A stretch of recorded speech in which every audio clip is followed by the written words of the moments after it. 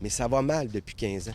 Dans son rapport, la juge Pascale Bérardino compare la DPJ de la Mauricie et du centre du Québec à un navire à la dérive, sans capitaine ni équipage. Le système est dysfonctionnel et au moins 3 enfants violentés et agressés sexuellement n'ont pas été protégés adéquatement.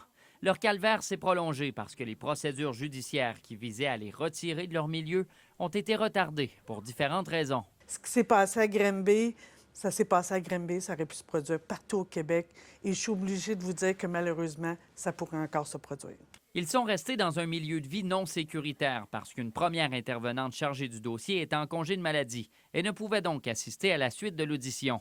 Sa collègue avait obtenu l'autorisation de quitter pour des vacances, puis le juge a finalement accepté de reporter l'audience parce que l'avocate qui représentait la DPJ a elle aussi annoncé son départ pour congé de maladie. Le suivi auprès de cette famille a été quasi inexistant.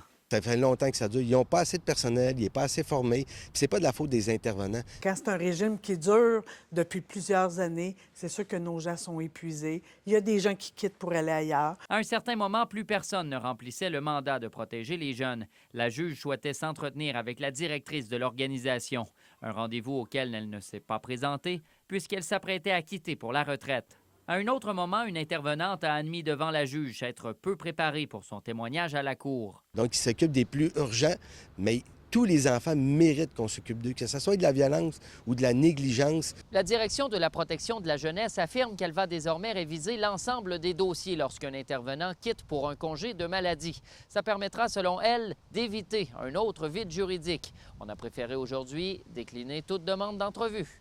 Jonathan Roberge, TVA Nouvelles à Trois-Rivières.